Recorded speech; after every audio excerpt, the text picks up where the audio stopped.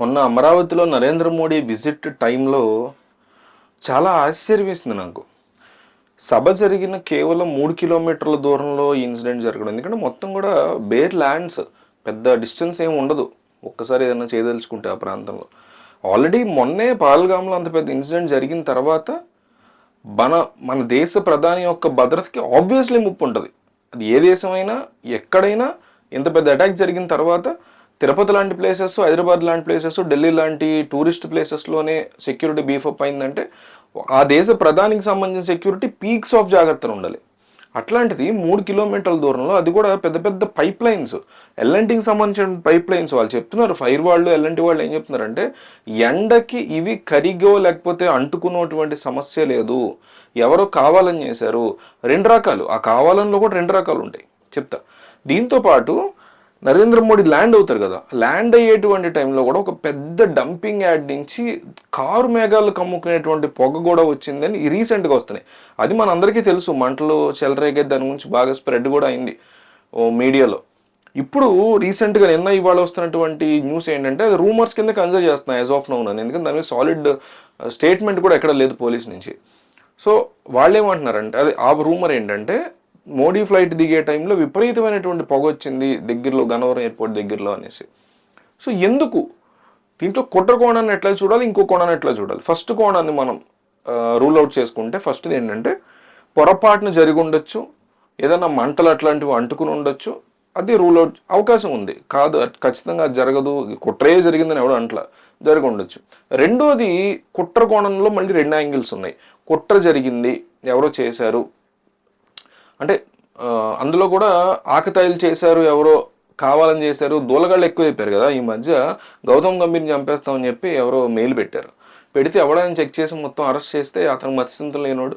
ఇంకొంతమంది మేము బలానా ప్లేసుల్లో బాంబులు పెట్టి లేపేస్తాం ఎయిర్పోర్ట్లో, అది ఇదని మాట్లాడుతాం, మెయిల్ పెడుతుంటారు, ఫోన్లు చేస్తుంటారు. వాళ్ళని అరెస్ట్ చేస్తే ఆకతాయిలు చిన్నపిల్లలు దూలపనులు చేసేవాళ్ళు.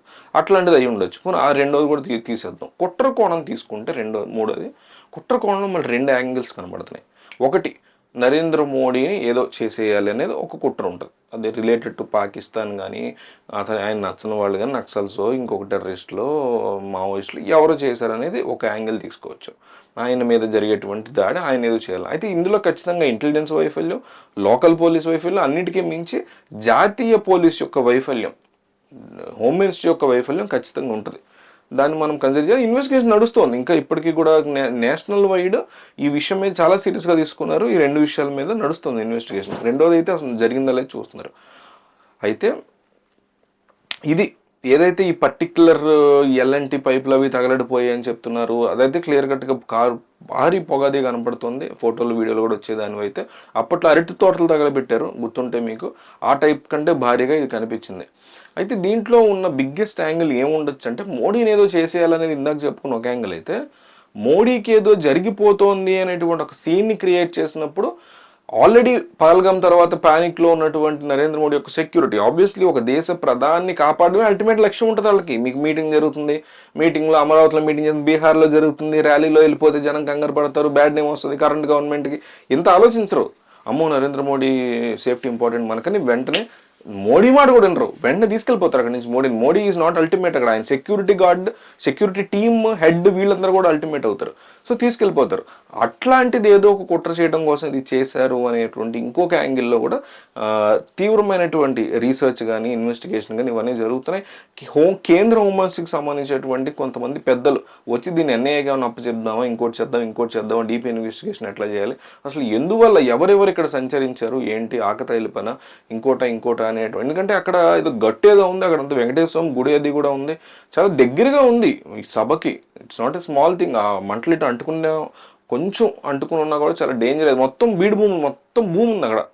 ఏదో రోడ్డు, ఏదో బిల్డింగ్స్ అడ్డం ఉంటే మంట రావడం టైం పడుతుంది అనుకోవచ్చు. మంట ఎంతసేపు స్ప్రెడ్ అవుతుంది? ఎండాకాలంలో ఇంత గాలి వస్తుంది, మిట్ట మధ్యాహ్నం పూట ఆల్మోస్ట్ జరిగింది 3:30-4 టైంలో ఈ సభ. సో ఈజీగా స్ప్రెడ్ అయిపోతాయి కదా, అది నేను చెప్తుంది.